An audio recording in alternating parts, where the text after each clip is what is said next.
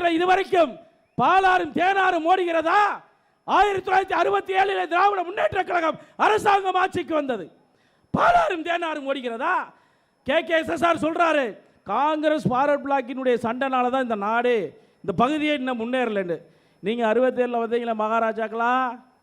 இன்னைக்கு என்ன ஆச்சு மகாராஜாக்களா? இன்ன வரைக்கும் கண்ணு கட்டின தூரம் கருவளை காடு. இந்த சென்னையில் போய் பாருங்கடா, ஆட்டோ ஓட்டவன் தேவரா இருப்பான் இல்ல தேவேந்திரனா இருப்பான். காரணம் என்ன? சாதி சண்டை. சாதி சண்டை. ஒரு முதலீட்டாளர் கூட தென் மாவட்டத்துக்கு வரமாட்டேன்றான், ஒருத்தன் கூட வரமாட்டேன்றான் தொழில் செய்ய. காரணம் சாதி சண்டை. இப்ப நாங்குநேரில் ஒரு கம்பெனி ஆரம்பிச்சாங்களே இந்த திராவிட மாடல் ஆச்சு, அதுக்கு அசாமில் இருந்த பெண்களை கொண்டு வந்து வேலை வாங்குறான். ஏன் நம்ம பொம்பளை பிள்ளைகளுக்குலாம் வேலை பார்க்க தெரியாதா? நம்ம பிள்ளைய படிக்கலையா? இன்னைக்கு போய் ஆட்டோ ஓட்டுறானே, திருப்பூர்ல பனியன் கம்பெனியில் வேலை பார்க்குறான், ஆட்டோ ஓட்டுறான், வாழ்வாதாரம் இல்லாமல் அலைகிறான்.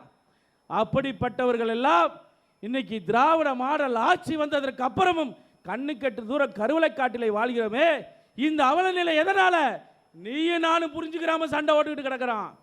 நம்மளை சண்டை ஓட்டுட்டாவே ஏசி ரூமில் படுத்து கிடக்கிறான்.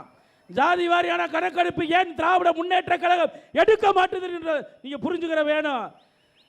ஸ்டாலின் ஒரு ஜாதியை கொண்டு போனா ஒரு கல்யாண மண்டபத்தில் அடைச்சிடலாம். நல்லா தெரிஞ்சுக்கங்க.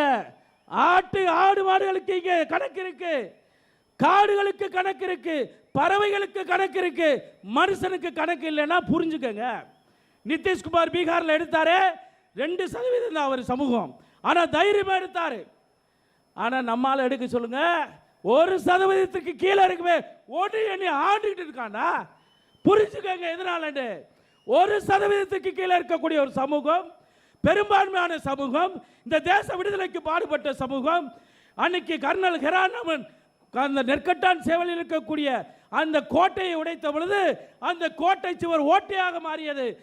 அன்னைக்கு வெண்ணிக்காலாடி படையில் இருந்தவன் புறா தன் நெஞ்சையும் மார்பையும் காமிச்சு அந்த ஓட்டையை அடைச்சாண்டா.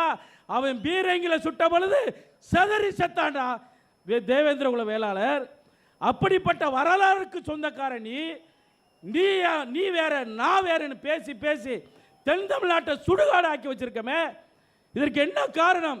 எனக்கு தெரிஞ்ச எங்க அண்ணன் அவ அக்கிரமம் தலைவிரித்து ஆடுகின்ற பொழுது தர்மம் காக்க பரமாத்மா கிருஷ்ண பரமாத்மா வந்தது போல இந்த கூட்டத்தை சேர்க்க எனக்கு தெரியும் 6-7 மாசமா சந்து சந்தா